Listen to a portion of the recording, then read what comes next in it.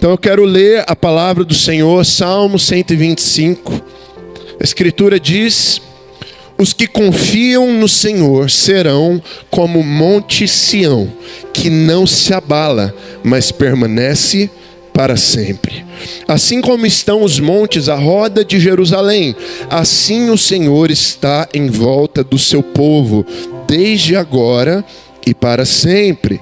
Porque o cetro da impiedade não permanecerá sobre a sorte dos justos, para que o justo não estenda as suas mãos para a iniquidade.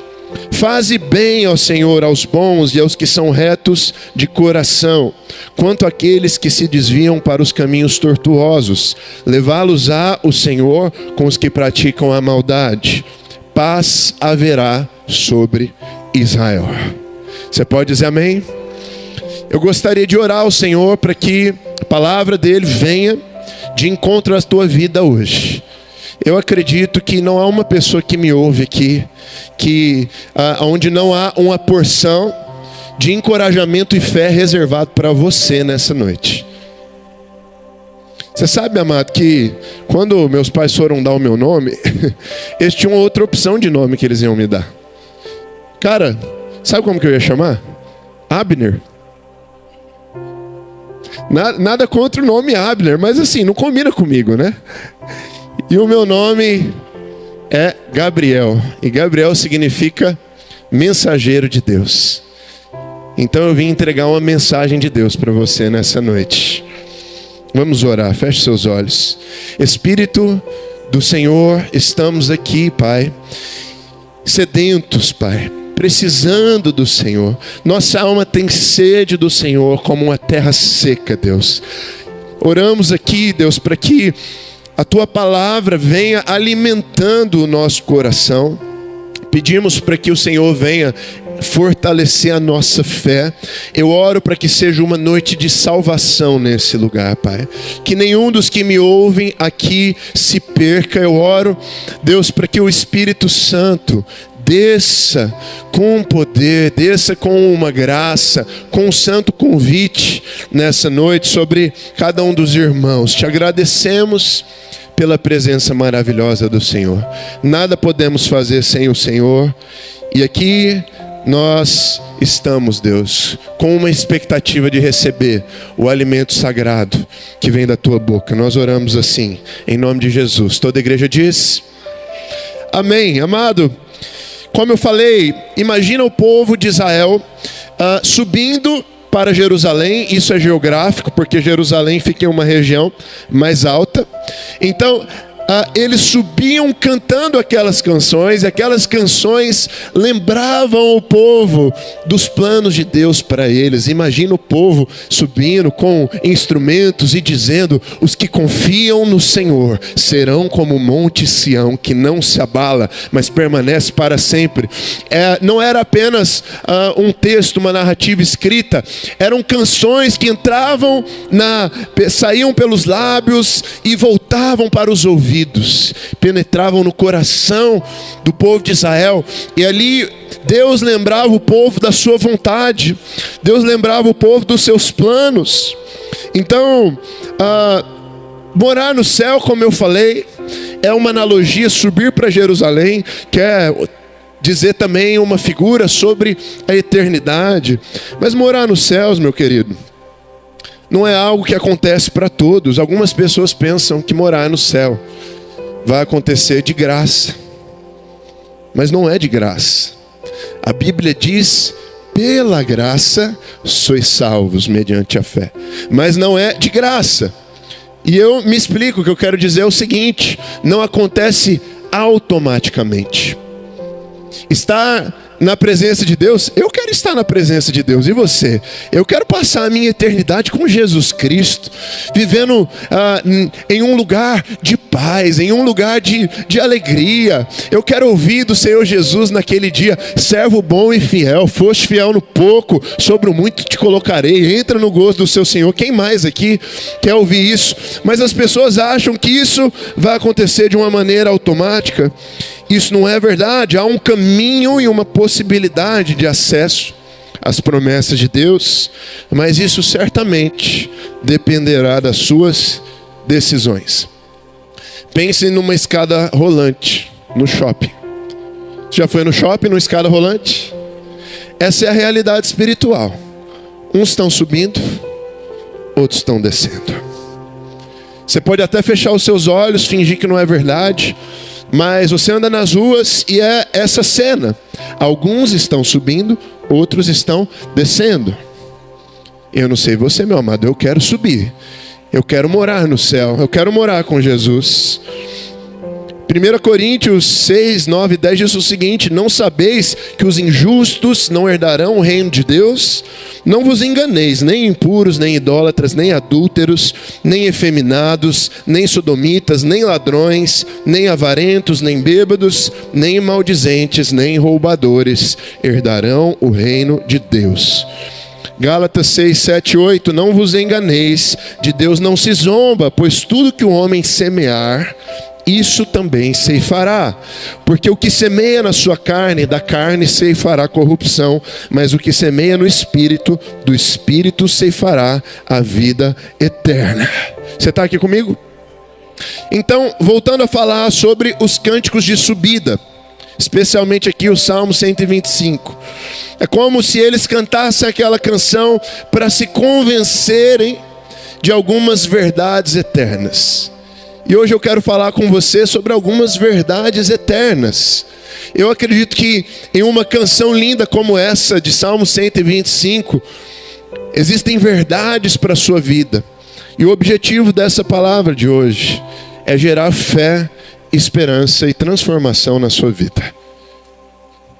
Que o Espírito Santo aumente a sua fé. Que você saia daqui mais cheio da confiança no Senhor e querendo viver a eternidade com Jesus. A primeira verdade que eu vejo aqui nesse texto: os que confiam no Senhor. Você pode repetir isso comigo? Diga: os que confiam no Senhor. Eu quero falar sobre a fé. Na verdade, eu vou te dar um spoiler aqui. Hoje nós vamos falar sobre 7 verdades. Diga comigo: a fé. Diga comigo: a promessa. Diga: o pecado. O julgamento. A salvação. A proteção. E a paz. Você está pronto para entrar nessa jornada comigo? Os que confiam no Senhor. A fé. Amado, vamos falar um pouquinho sobre a fé. Todos nós precisamos encarar um dos maiores gigantes da nossa vida: confiar no Senhor. Todos temos problemas em confiar no Senhor. Você tem problema para confiar em Deus. Poderia citar vários personagens bíblicos: Moisés, Gideão, outros grandes homens, muito reconhecidos até mesmo pelo próprio Senhor, mas que tiveram um problema de confiar em Deus. Moisés, por exemplo: Deus, como é que eu vou me apresentar diante de Faraó? Eles não vão acreditar em mim. Nós precisamos encarar esse problema. Maria e José, por exemplo. E confiar em Deus fala para mim de fé. Fé não é uma intenção religiosa ou uma expectativa positiva. Fé é escolher o jeito de Deus. A fé é baseada na obediência. Não é uma positividade, não é apenas uma expectativa, mas é abrir mão das suas vontades para escolher a maneira e a forma de Deus fazer as coisas. Não é um poderzinho, meu amado. A fé não é um poderzinho que você ativa para conseguir as coisas que você quer na hora que você precisa, como se Deus fosse um caixa eletrônico. Você chega diante de Deus de maneira utilitária e você ativa a sua fé. Isso não é fé. Deus não é um caixa eletrônico, amém? Deus é Deus e Deus é Senhor. A palavra hebraica para Deus no Antigo Testamento é Yahvé. Yahvé significa Senhor. A fé não é algo que você escolhe apenas um momento para te beneficiar, conveniente, para você acreditar no Senhor. Não. A fé ela é baseada na obediência. Fé é abrir mão das suas seguranças naturais e humanas para se arriscar na maneira de Deus. Tem alguém aqui comigo? Os que confiam no Senhor. Aqui há uma separação, porque se existe os que confiam no Senhor, também existe os que não confiam no Senhor. Então, deixa eu falar com você um pouco sobre o que é confiar no Senhor. O que é confiar no Senhor? Para você entender do que se trata isso, a gente sempre que tem um conceito, é melhor a gente entender o que não é isso, para entender o que pode ser isso. Primeiro, confiar em Deus não é apenas saber que Deus está presente nos seus momentos mais difíceis. Esses dias eu estava conversando com um rapaz, eu estava compartilhando de Jesus com ele, e eu perguntei, aí, como é que está a sua vida com Jesus?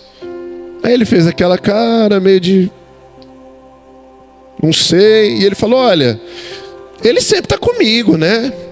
Eu faço as minhas orações. Amado, fé não é Deus estar presente nos momentos mais difíceis. Para eu te explicar isso, eu preciso falar um pouquinho sobre a presença de Deus. Diga comigo, a presença de Deus. Esse é um conceito bíblico muito importante, porque a presença de Deus tem suas várias nuances. De certa maneira, sim, Deus sempre está presente com você, mas num outro aspecto, não. A Bíblia fala da presença de Deus no sentido da presença universal do Senhor. Nosso Deus é um Deus onipresente.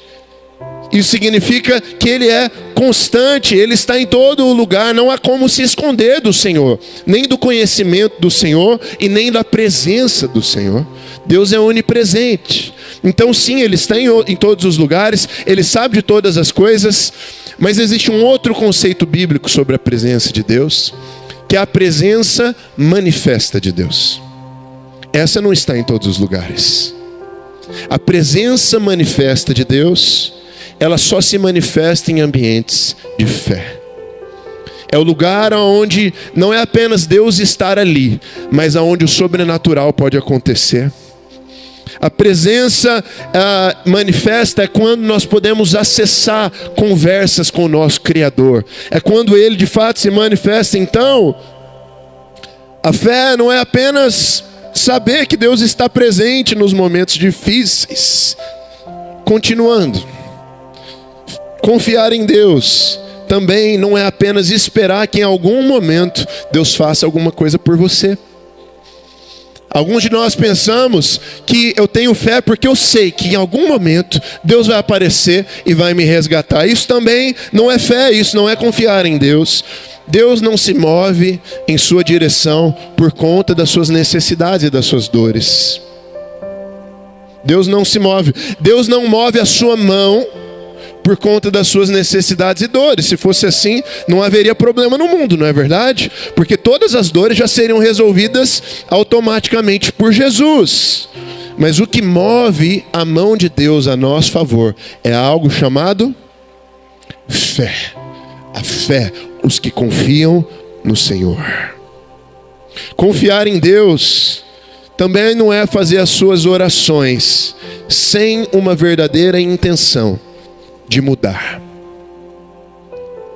Eu conversei com um homem aqui pela manhã e ele fala, olha, ele me pediu, por favor, eu peço oração, ore por mim, eu tenho tido problema com bebida. E ali eu expliquei para ele, eu falei, olha, como eu disse na ministração hoje, a oração ela só é poderosa quando carrega dentro dela uma vontade de transformação pessoal sua. Orar por orar não é confiar em Deus, não é fé. E ali ele falou, não, eu quero mudar. E eu orei por aquele homem, Deus entrou no coração dele, fez algo ali, aquele homem começou a chorar. Então a fé trabalha em parceria com o arrependimento. Fé sem arrependimento é pura vaidade. E arrependimento sem fé é puro desespero. A fé caminha em parceria com o arrependimento. Tem alguém aqui? Só a fé obediente move a mão de Deus. Portanto, amado, a fé verdadeira é um passo para longe dos seus desejos e pecados em direção à vontade de Deus. Não é um pedido egoísta, que você faz para o seu benefício, mas é um passo corajoso rumo ao coração do Senhor. E aqui eu estou falando de fé, e a fé tem os seus diferentes propósitos. Eu poderia falar da fé para salvação. E eu acredito que há fé para salvação aqui nessa noite. Eu acredito que é um ambiente de fé para salvação. Jesus Cristo está presente hoje aqui. O Rei dos Reis veio. E se Ele está aqui, significa que há potencial para a salvação. Fé para ser salvo. A Bíblia diz: aquele que crê, confessar com os seus lábios e crer no seu coração que Jesus Cristo é o Senhor, será salvo. Isso é fé para salvação. Mas eu também poderia falar de fé para milagres. E eu também acredito que há fé para milagres nessa noite. Que Deus inunde o seu coração com uma fé poderosa. A fé que olha para Cristo, reconhece os seus pecados e fala: Senhor, eu quero viver coisas novas, eu quero viver coisas maiores. Amado, qualquer que seja a causa ou a situação que você está vivendo, certamente não será impossível para Deus se você depositar a sua fé. Olha o que diz ali em João 11, aquela conversa de Jesus com Marta. Jesus chega à beira do sepulcro de Lázaro. Então, a Bíblia fala que Jesus ele chega entristecido, fala que ele foi ao sepulcro profundamente comovido. Era como uma gruta de pedra. Então perceba que Jesus ele pode até se aproximar de você por causa da sua dor. Ele se compadece. Mas o que vai fazer o sobrenatural acontecer e o milagre acontecer é só a fé. Jesus estava lá, ele estava com a família. Mas não foi isso que fez o milagre acontecer. Foi essa conversa aqui que ele teve com Marta. Jesus falou: tirem a pedra. E Marta falou, a irmã de Lázaro: Senhor, ele já cheira mal, pois já se passaram 4 dias. E Jesus falou: não te falei que se creres, verás a glória de Deus. Os que confiam no Senhor, se creres, verás a glória de Deus. E essas palavras de Jesus entraram no coração de Marta, daquela família. Não é que elas não tinham medo, não é que elas não tinham receio, elas tinham as perguntas, já estava fedendo aquele morto, mas elas olharam para Jesus e no coração delas, elas creram. E Jesus faz uma das coisas mais maravilhosas. Ele chama para fora: Lázaro, vem para fora. E profeticamente eu digo nessa noite que muitos que estão mortos longe de Deus também virão à vida aqui nessa noite, em nome de Jesus. Não tem ninguém que está longe do Senhor, não tem ninguém que está afastado que também não virá à vida, em nome de Jesus. O que a palavra diz sobre isso? Hebreus 11:6. Sem fé é impossível agradar a Deus, porque quem dele se aproxima precisa crer que ele existe e que recompensa aqueles que o buscam. Provérbios 3, 5 e 6. Confie no Senhor de todo o seu coração e não se apoie no seu próprio entendimento. Reconheça o Senhor em todos os seus caminhos e ele endireitará as tuas veredas. Mateus 7, 21. Nem todo aquele que me diz Senhor, Senhor entrará no reino dos céus, mas apenas aquele que faz a vontade do meu Pai que está nos céus. Ou seja, lembra que eu falei que a fé não é apenas fazer uma oração ou fazer algo para Jesus ou por Jesus. A fé é obedecer à vontade de Deus. Fé não é uma oração positiva, não é estar lá em um momento de aflição e você se lembrar de Deus e fazer uma oração. Isso não é fé. Fé é obedecer a Deus. Jesus falou: aquele que quer ser meu discípulo, negue-se a si mesmo, tome a sua cruz e me siga. Isso aqui não é uma sugestão, é uma condição a qual nós precisamos obedecer. É um passo de fé que todos nós podemos dar. E ali ainda em Marcos 9, Jesus está diante de um pai que o seu filho estava opresso por um espírito maligno. E ali aquele homem faz uma pergunta que me deixou muito interessado, mas talvez eu faria a mesma, curioso, eu faria a mesma pergunta. Ele fala assim: Senhor, se tu podes, liberta o meu filho. E aí Jesus faz uma pergunta: se podes? E aqui eu quero falar com você, meu amado. Você que está com uma causa que você já desistiu. Um casamento que já foi e voltou 4, 5 vezes. Você que está com seu filho afastado, você já perdeu o coração dele. Você que tem um diagnóstico que os homens não sabem resolver. Jesus está falando para você: se eu posso. E a conversa de Jesus com aquele homem é o seguinte: se podes, tudo é possível aquele que crê. Meu amado, tudo é possível aquele que crê. Se você depositar a sua fé no Senhor Jesus, pode ser a causa mais impossível. Eu digo para você que tudo será possível para quem deposita uma fé em Jesus Cristo. E a Bíblia diz que imediatamente o pai do menino exclamou: eu creio, ajuda-me a vencer a minha incredulidade. Essa é a minha oração nessa noite. Que essa seja a minha oração nessa noite. Senhor, ajuda-me a vencer a minha incredulidade.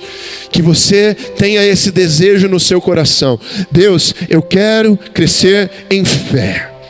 O que alguns pensadores cristãos dizem sobre isso. Bonhoeffer, teólogo alemão, diz o seguinte: a fé só é real quando há obediência. Nunca sem ela. Fé é fé, apenas na ação. John Wesley, o grande líder do metodismo: a verdadeira fé é ativa, nunca passiva. É uma confiança que transforma a vida e move o coração para a vontade de Deus. Os que confiam no Senhor. Os que confiam no Senhor. Meu amado, você está pronto para confiar no Senhor com todas as suas forças? Que hoje seja o dia de você dar um salto de fé na sua vida. Uma atitude simples, mas decidida, de que você irá viver em submissão ao senhorio de Cristo. E através dessa mesma fé, eu profetizo, decorrerão os milagres na sua vida. As coisas que você precisa alcançar. Uma fé em Jesus, primeiro para a sua alma, mas depois para que as circunstâncias também. Todas as coisas cooperam para o bem daqueles que amam a Deus. Oh, meu amado, ao final nós vamos orar e você vai ter a oportunidade de exercer a primeira verdade eterna de Salmo 125, a fé. O texto ainda diz: os que confiam no Senhor serão como o monte Sião, que não se abala. E eu quero falar sobre a promessa. Diga comigo, com aquela voz: a promessa. Fala aí para o seu vizinho com aquela voz de profeta. Fala: a promessa.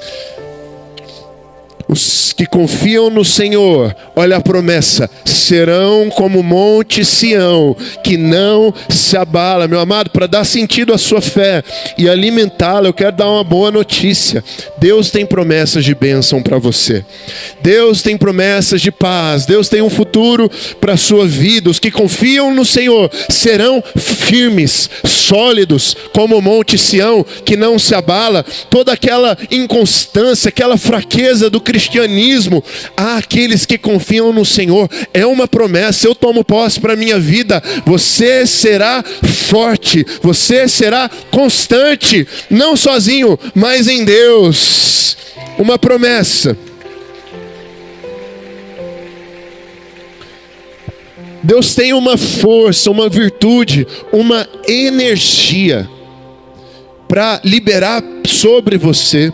É uma promessa, é algo que não é de fora para dentro, mas de dentro para fora. Os que confiam no Senhor serão como o monte Sião, que não se abala.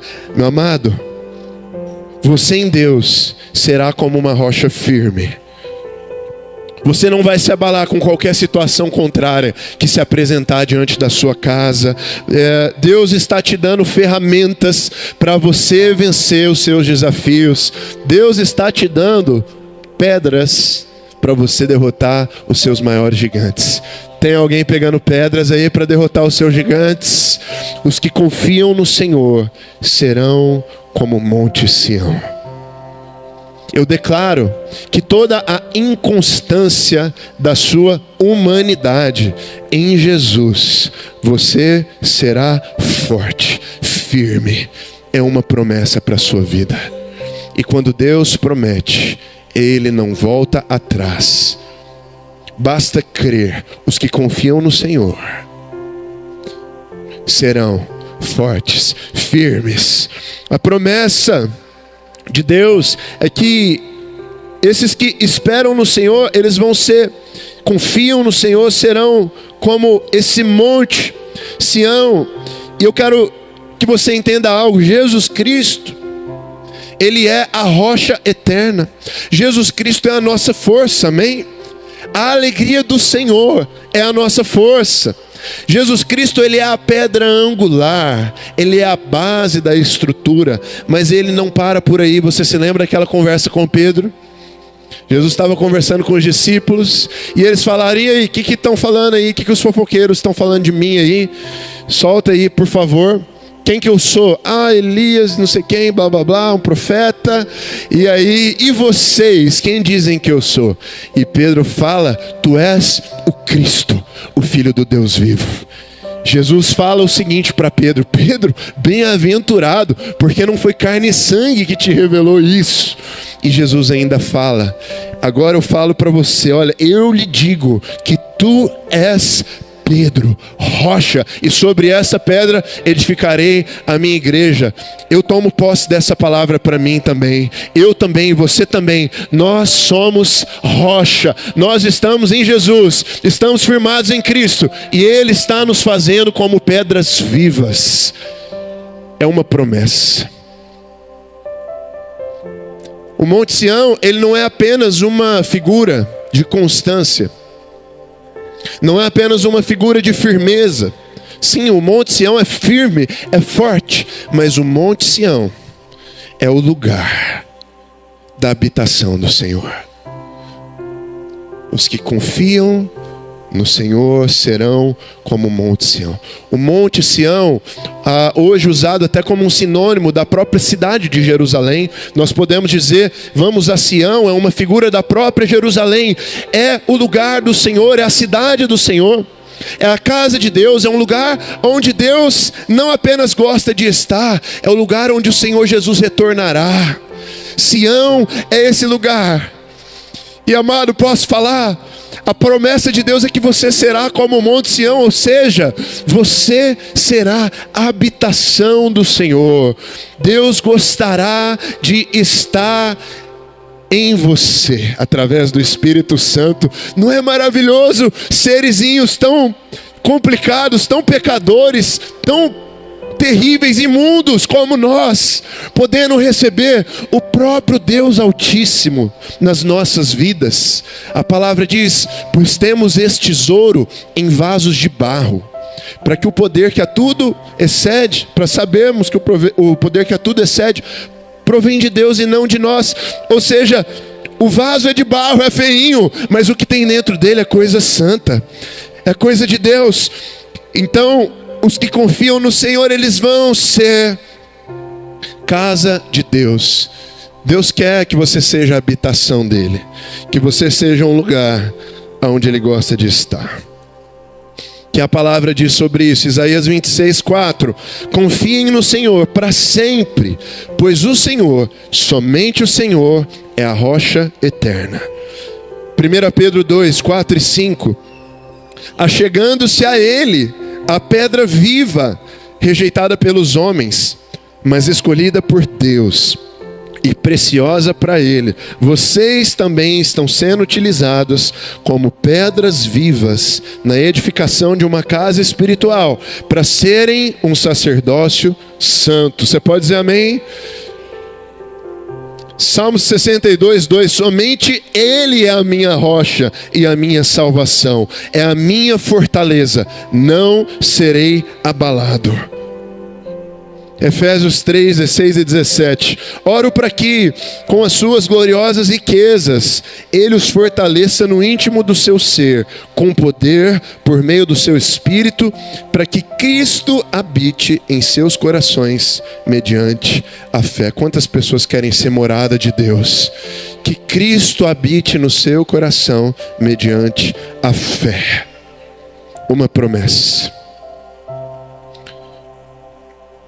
E eu quero aqui, meu amado, dizer palavras sobre a sua vida. Você não é mais inconstante. Em Cristo, você é a casa de Deus, uma rocha que não se abala. Agarra essa promessa de Deus. É para você se tornar como o Monte Sião, um lugar onde o Altíssimo habita, um lugar que não pode ser vencido. Jesus é a rocha eterna. E Ele faz de você uma pedra viva, inquebrável, pela força do seu Espírito. Como o Monte Sião, você é a morada de Deus, firme para sempre, porque Jesus Cristo vive em você. Meu amado, eu não acho que Pedro estava se sentindo essa pedra toda. Talvez em alguns momentos ele se sentia, porque ele era meio folgado também, né? Mas eu acho que Pedro olhava para dentro dele e falava: cara, eu só sou vacilão. Mas quando eu tenho uma palavra de Jesus, que eu sou firme, então eu serei como o Monte Sião. Eu sou Pedro, pedra. Uma promessa.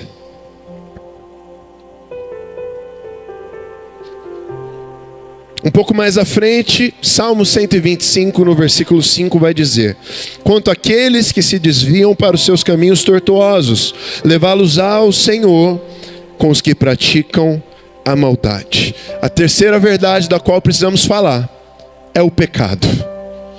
A Bíblia está falando daqueles que escolhem os caminhos tortuosos. Existe uma realidade, a gente está falando de coisas maravilhosas, como a fé, como as promessas de Deus, mas também existe uma realidade espiritual, da qual precisamos falar: o pecado.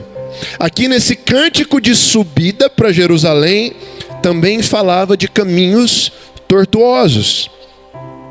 E diz que o Senhor permitirá que esses que escolhem esses caminhos terminem com os que praticam a maldade. É um caminho de morte.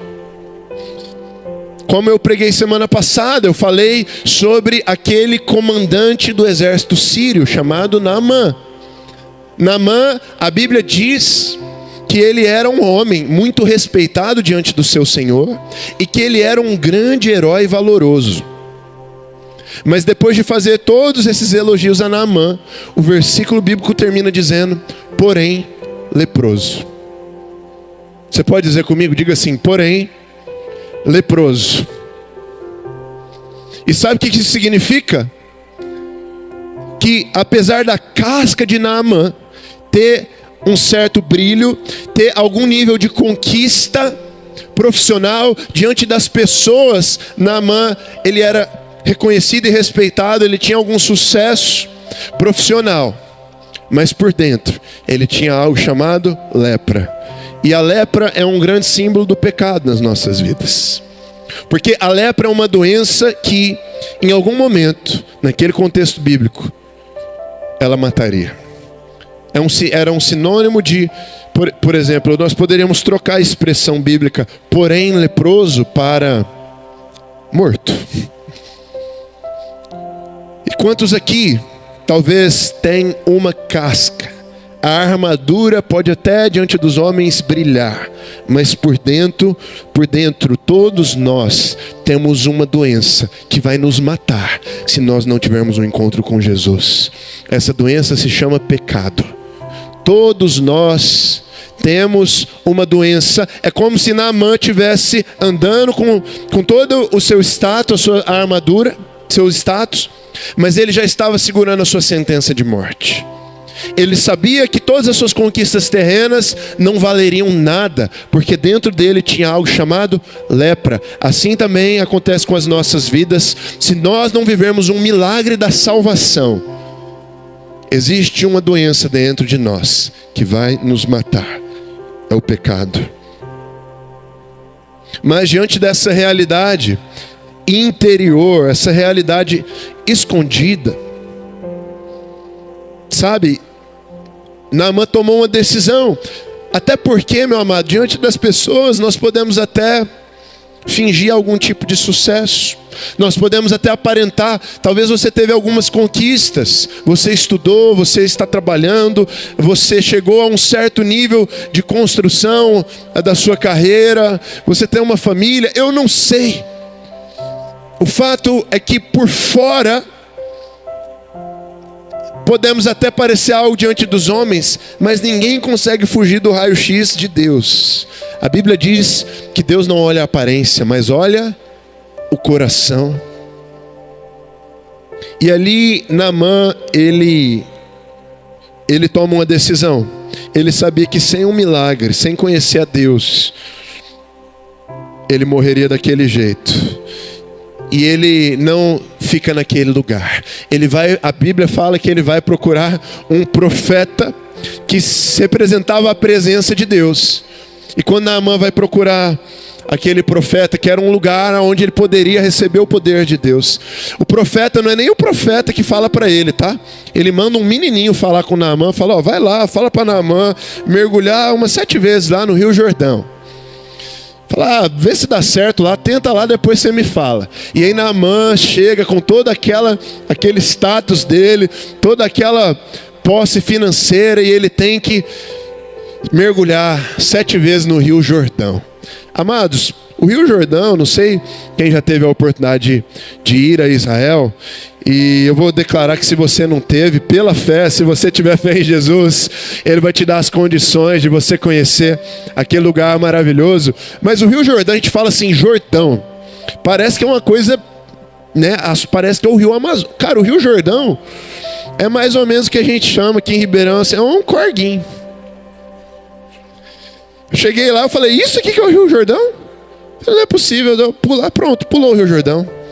É um rio, em muitos do seu trajeto, em algumas partes do seu trajeto, ele é um rio normal, é um rio, alguns momentos ele é maior, outros menor, mas era um rio, e ali Naamã tem que se despir da sua casca, e ele tem que se humilhar diante de Deus, ele tem que reconhecer a sua doença interior.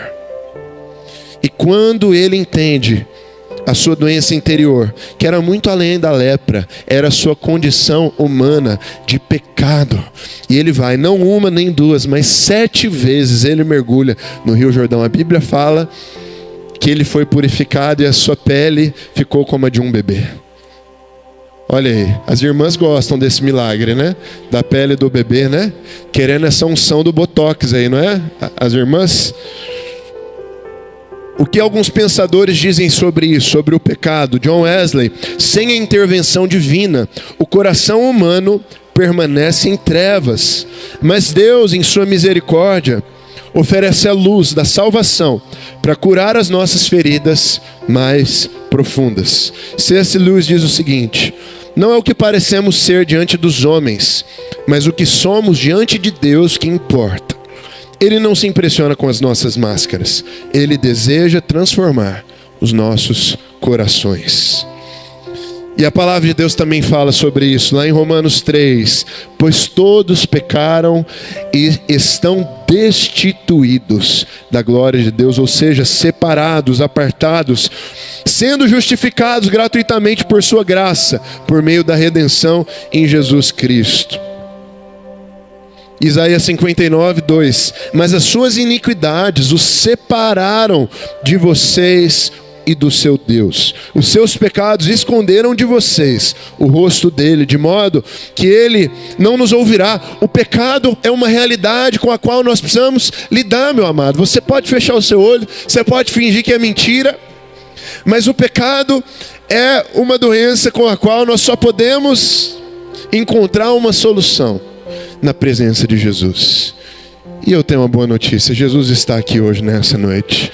Ele falou, vinde a mim, aqueles que estão cansados e sobrecarregados, e eu vos aliviarei. Jesus Cristo, Ele é a solução para os seus pecados. Se a Bíblia diz que nós estamos destituídos, ela também diz, sendo justificados gratuitamente por sua graça, por meio da redenção em Cristo Jesus. Romanos 6, 23, porque o salário do pecado é a morte, mas o dom gratuito de Deus é a vida eterna em Cristo Jesus, nosso Senhor. Como eu falei, é a escada rolante. Todos nós estaríamos descendo. Todos nós estaríamos descendo. O nosso pecado nos condena. Meu amado, você até pode ser diante dos homens bonzinho, as pessoas podem achar que você é bonzinho, mas diante de Deus, meu amado, o nosso Deus é um Deus santo. Ele é o contrário do pecado. Onde a luz brilha, as trevas são dissipadas. Deus não convive com o pecado. Não teria como Ele conviver conosco. Mas eu tenho um argumento que eu vou apresentar naquele dia. O meu argumento não é uma lista, um checklist de tudo que eu fiz para Jesus na terra. O meu argumento é o sangue do Cordeiro. E quando eu chegar naquele dia diante de Jesus, com o sangue do Cordeiro, aqueles que não tiverem o sangue, como na Páscoa, aqueles que não estiverem o sangue nas suas portas, o anjo da morte vai passar, não há salvação. Mas aqueles que estiverem selados pelo sangue do Cordeiro, receberão uma mensagem de Jesus Cristo: servo bom e fiel, fostes fiel no pouco, sobre o muito te colocarei. Existe um caminho de redenção para os seus pecados. Provérbios 14, 12. Há um caminho que parece certo ao homem, mas ao final conduz à morte. E Mateus 23, 27. Jesus confronta os fariseus. Ele fala: olha, vocês são hipócritas. Vocês são como sepulcros caiados, bonitos por fora, mas por dentro estão cheios de ossos e de todo tipo de imundície. Jesus não se distrai, Ele não se engana com a nossa casca. Ele conhece os nossos pecados por dentro. Mas não só Ele conhece, Ele estende a mão, Ele abre os seus braços, para que nele, aquilo que nunca um homem poderia diante do Senhor, acessar a presença do Santíssimo Deus, em Jesus nós temos acesso. Um novo e vivo caminho foi feito por Jesus Cristo, e nós podemos entrar com ousadia, com coragem nesse caminho, e os nossos pecados ali estarão justificados em Jesus. Você está aqui comigo?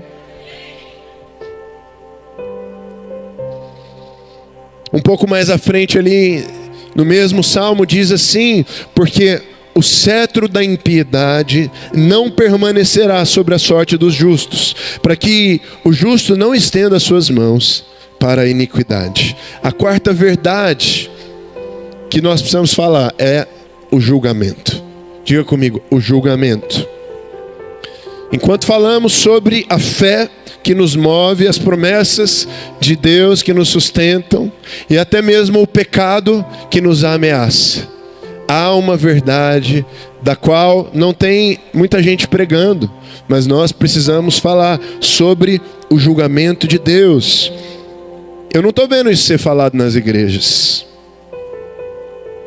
Nós precisamos falar sobre o julgamento. Essa promessa de Salmo 125 também é um alerta. O julgamento de Deus separa os que confiam no Senhor dos que escolhem os caminhos tortuosos. Haverá uma separação. Haverá um julgamento.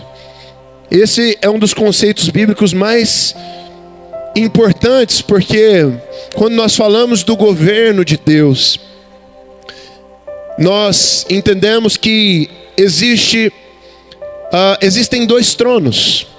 Não necessariamente estou falando de dois objetos diferentes, mas na Bíblia nós lemos que existe um trono de rei. É um trono de governo de Deus. E onde eu vejo isso, por exemplo, nós podemos ler ali em Salmos 47, diz: Deus reina sobre as nações. Deus está assentado em seu santo trono. É um trono do que esse aqui? É um trono de governo. É um trono onde Deus governa sobre toda a terra. Ele tem autoridade e Ele está no seu trono. Quantos acreditam nisso? Ali em Apocalipse 3 também, 21. Ao que vencer eu darei o direito de sentar-se comigo em meu trono, assim como eu venci e sentei-me com o meu Pai no seu trono. É um trono de governo, mas a Bíblia também diz de um outro trono, que é um trono de juízo. O mesmo Deus também assenta-se sobre um trono de juízo, um trono de julgamento. Salmos 9, 7 e 8. O Senhor reina para sempre, estabeleceu o seu trono para julgar. Ele governa o mundo com justiça e julga os povos com retidão. Em Apocalipse 20 também, quando João tem aquelas visões maravilhosas, ele tem uma visão de um trono branco.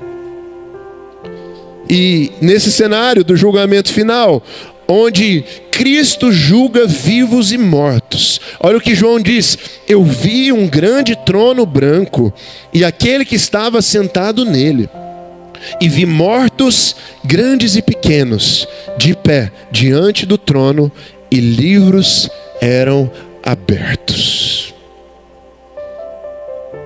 Haverá um julgamento, meu querido. Podemos fechar os nossos olhos, podemos nos esquecer, podemos fingir que é mentira, mas um dia haverá, nós teremos que nos apresentar diante do grande juiz. E ali um livro será aberto. E eu pretendo ter um argumento apenas: o selo do Espírito Santo. O selo do sangue de Jesus Cristo sobre a minha vida. Sabe, é claro, nós sabemos que as nossas obras serão julgadas e recompensadas. Jesus falou, eu já vou ler para vocês, que isso acontecerá. Mas a nossa salvação, não tem como você conquistá-la pelas suas obras. A sua salvação só pode ser alcançada pela fé e pelo arrependimento. Fé em Jesus Cristo. E você selado pelo sangue do Cordeiro. Naquele dia, o justo juiz vai te dar as boas-vindas. Sim, nós vamos responder por tudo que fizemos. A Bíblia deixa claro isso. E eu quero ler para você ali em Atos 17, 31. Porque Deus estabeleceu um dia em que há de julgar o mundo com justiça, por meio do homem que designou. E deu prova disso a todos, ressuscitando dentre os mortos. Haverá um dia que Deus há de julgar o mundo com justiça. 2 Pedro 2,9. Assim o Senhor sabe livrar os piedosos da provação e manter os ímpios sob o castigo até o dia do juízo. Romanos 2, 5 e 6. Por causa da sua teimosia e do seu coração obstinado, você está acumulando a ira contra si mesmo, para o dia da ira de Deus, quando se revelará o seu justo julgamento. Deus retribuirá a cada um conforme o que fez. Haverá um julgamento. Eclesiastes 12, 14. Pois Deus trará a julgamento tudo o que foi feito, inclusive o que está escondido, seja bom, seja mal.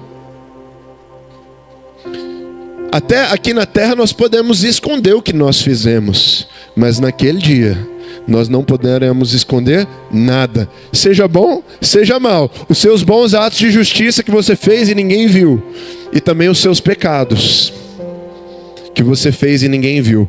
A palavra fala que isso será revelado naquele dia do julgamento. Sabe, eu pretendo ser seu amigo aqui. Eu não estou vendo muitas pessoas falando sobre o julgamento, mas é uma das verdades bíblicas mais importantes.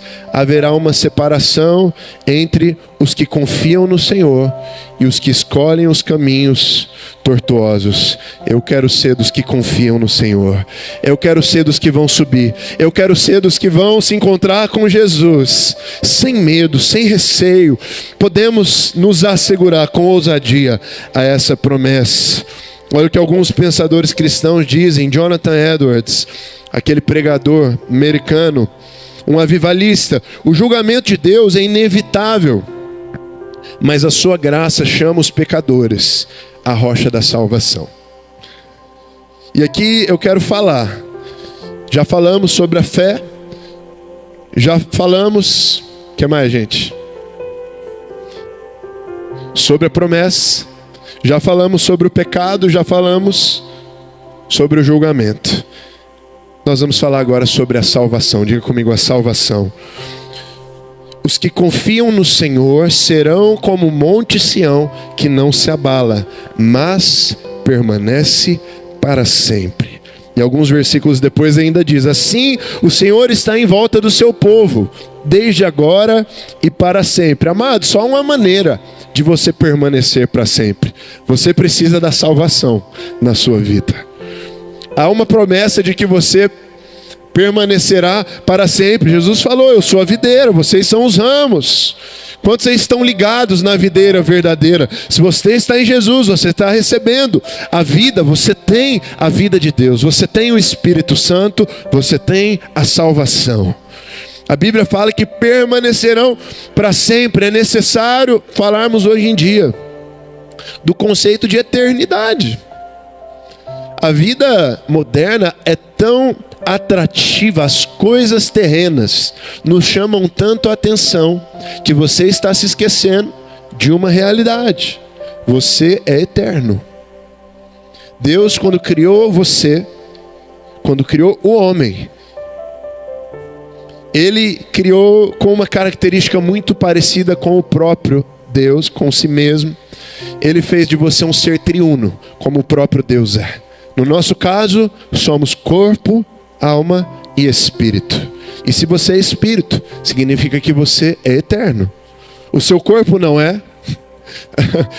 O seu corpo será também glorificado, mas o nosso corpo, dessa maneira que está hoje, esse corpo aí é passageiro.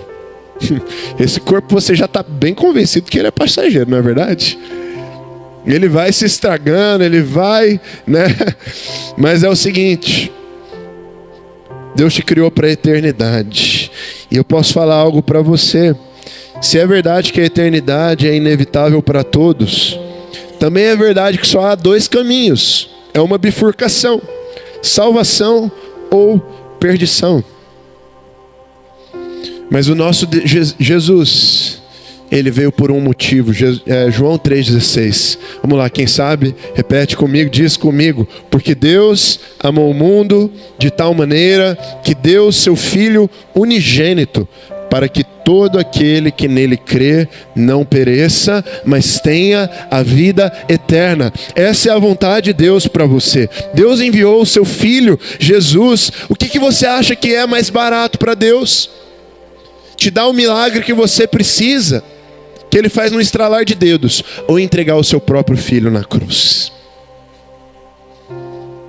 Jesus entregou o seu bem mais precioso pela sua salvação. E olha o que a Bíblia diz sobre isso. 1 Timóteo 2,4. Deus deseja que todos os homens sejam salvos e cheguem ao pleno conhecimento da verdade. Todos que estão aqui nesse auditório, sem exceção, Deus morreu, te escolheu, morreu por você. Deus tem um projeto e um plano para a sua vida. A minha Bíblia diz que Deus deseja que todos sejam salvos. Nenhum nesse auditório. Deus deseja que todos sejam salvos. Você pode dizer amém? Ezequiel 36:26. Eu darei a vocês um coração novo e porém um espírito novo em vocês. Tirarei de vocês o coração de pedra e lhes darei um coração de carne. 2 Pedro 3:9.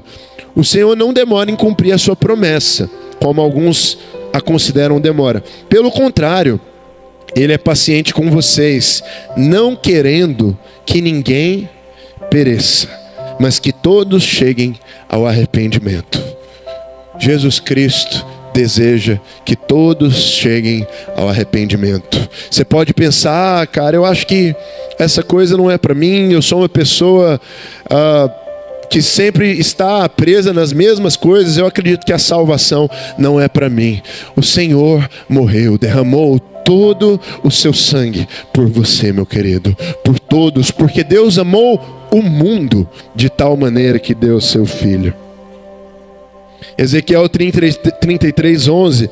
Juro pela minha vida, diz o soberano Senhor, que não tenho prazer na morte dos ímpios, mas antes em que se desviem dos seus maus caminhos e vivam. Deus não tem prazer na morte dos ímpios. Tem gente que acha que Deus está comemorando que algumas pessoas morreram. A minha Bíblia fala: Deus não tem prazer na morte dos ímpios. Na verdade, Deus gostaria que eles se desviassem desses caminhos para viverem, é o que a Bíblia diz. João 14,6, disse-lhe Jesus: eu sou o caminho, a verdade e a vida, e ninguém vem ao Pai a não ser por mim. Atos 4,12, não há salvação em nenhum outro, pois debaixo do céu não há nenhum outro nome dado aos homens, pelo qual devamos ser salvos. Jesus Cristo é o único nome, Ele é o único caminho, não há salvação fora de Jesus. Jesus Cristo, Ele é o Cordeiro de Deus que foi imolado naquela cruz. E eu estou aqui em pleno 2025 dizendo para você que o sacrifício de Jesus tem o mesmíssimo poder na sua vida hoje, aqui e agora. E se você crer no seu coração, confessar com a sua boca que Jesus Cristo é o Senhor, meu amado, você será salvo em nome de Jesus. 1 Timóteo 2, 5 e 6. Pois há um só Deus e um só mediador entre Deus e os homens, o homem Cristo Jesus, que deu a si mesmo em resgate por todos. Existe salvação nessa noite. Esse culto é um convite. Jesus Cristo não morreu de braços abertos por acaso.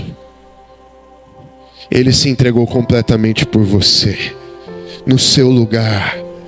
O nosso pecado nos condenaria, mas quando nós vimos o precioso Filho de Deus naquela cruz, nós podemos exercer a nossa fé nele, e nele nós podemos ter salvação. Toda a glória seja dada a Jesus Cristo. Ele é a resposta. Ele é o Messias, o enviado, o aguardado do Senhor. Ele é o Cordeiro de Deus que tira o pecado do mundo. E aqui eu prossigo porque ali no verso 2, a Bíblia diz o seguinte, do Salmo 125. Assim como os montes estão à roda de Jerusalém, assim o Senhor está em volta do seu povo, desde agora e para sempre. Eu quero falar sobre a sexta verdade, a penúltima verdade hoje, que é a proteção. Diga comigo, a proteção. Aqui a figura é geográfica, porque a cidade de Jerusalém tem uma topografia muito interessante. Quem já foi a Jerusalém já viu isso. A cidade de Jerusalém é cercada de montes. Ali você vai ter o Monte das Oliveiras e outros montes que cercam a cidade santa. E a figura aqui que Deus está trazendo é o seguinte: assim como os montes estão envolvendo, estão ao redor de Jerusalém, gerando proteção, assim também o Senhor está em volta do seu povo. Existe uma promessa de proteção para os que confiam no Senhor. O próprio Jesus Cristo prometeu: certamente estarei convosco todos os dias até a consumação dos séculos. O salmista também lembrou: certamente bondade e misericórdia me seguirão todos os dias da minha vida. Meu amado, Deus tem uma promessa de proteção sobre você e a sua casa. Quando você está debaixo do Cordeiro de Deus, o mal não pode te tocar. A Bíblia fala: aquele que é do Senhor, o maligno não toca. Então, proteção. E aqui o verbo hebraico cercar é o verbo sabab. Ele implica em um movimento circular de envolver ou proteger. É uma imagem poderosa de Deus como seu escudo. Meu amado, eu quero declarar sobre você: pode acontecer o que for, pode vir a tempestade que vier sobre a sua vida, em Jesus Cristo você estará guardado e protegido. Há uma promessa de Deus de proteção sobre a sua vida. Salmos 91, famoso Salmo 91: aquele que habita no esconderijo do Altíssimo, a sombra do Onipotente descansará. E pode dizer do Senhor: tu és o meu refúgio e a minha fortaleza, o meu Deus em quem confio. Isaías 41, 10. Por isso não tema, pois eu estou com você, diz o Senhor. Não tenha medo, pois eu sou o seu Deus. Eu o fortalecerei e o ajudarei. Eu o segurarei com a minha mão direita vitoriosa. Salmo 121, 7, 8.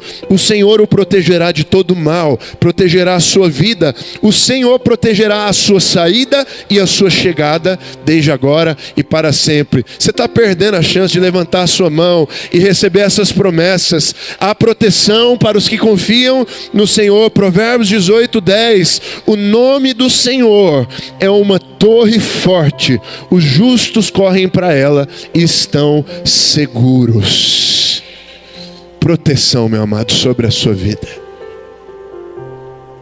E eu quero dizer agora, eu quero falar. Eu nem sei como eu consegui pregar 7 pontos, sem estourar muito tempo, mas chegamos.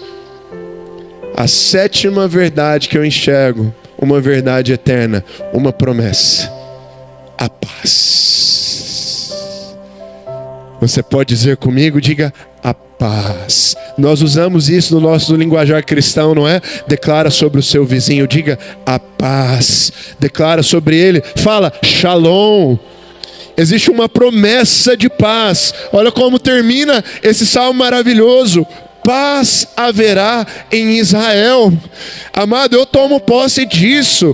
Existe promessa de paz para mim e para você também. E posso falar, eu me aproprio dessa promessa para Israel, porque em Jesus Cristo eu tenho direito também às promessas de Abraão. Então, se paz haverá sobre Israel, eu também acredito que paz haverá sobre a minha vida e sobre a sua. Existem promessas e eu quero te mostrar isso na Bíblia. Isaías 26, 3. Do Senhor guardarás em perfeita paz aquele cujo propósito está firme, porque em ti confia. João 14, 27. Deixo-lhes a paz, a minha paz, disse Jesus, lhes dou, não como o mundo a dá. Não se perturbe os seus corações e não tenham medo. Jesus está dizendo, olha, eu estou dando para vocês, não é essa coisa do mundo, é a minha paz. Quantos recebem a paz de Jesus? Deus quer estabelecer a sua paz. Filipenses 4, 6 e 7. Não andem ansiosos por coisa alguma, mas em tudo, pelas orações e súplicas, e com ações de graças, apresentem os seus pedidos diante de Deus. E a paz que excede o entendimento guardará os vossos corações e os vossos pensamentos. Oh, meu querido, você que está vivendo dias de tribulação, existe uma promessa para você. A paz que excede o entendimento guardará o seu coração e os seus pensamentos. Não há pensamento, não há ansiedade, não há depressão que resista. Quando Jesus Cristo, o príncipe da paz, entra em uma casa, as coisas voltam à ordem. Quando Jesus Cristo, que é o príncipe da paz, ele entra em um casamento, a paz se estabelece. Quando Jesus Cristo entra em uma igreja como essa, existe um milagre de paz acontecendo sobre a igreja. A paz do Senhor. Diga assim comigo, a paz. Declara sobre o seu vizinho, diga, paz seja sobre você. Isaías 54, 10. Embora os montes sejam sacudidos e as colinas sejam removidas, ainda assim a minha fidelidade para com você não será abalada, nem será removida a minha aliança de paz. Romanos 5:1. Para finalizarmos. Tendo sido, pois, justificados pela fé, temos paz com Deus por meio de nosso Senhor Jesus Cristo. Oh, meu amado, existe algo inexplicável em Jesus. As situações podem parecer caóticas, mas quando o príncipe da paz se estabelece na sua vida, as coisas vêm à ordem.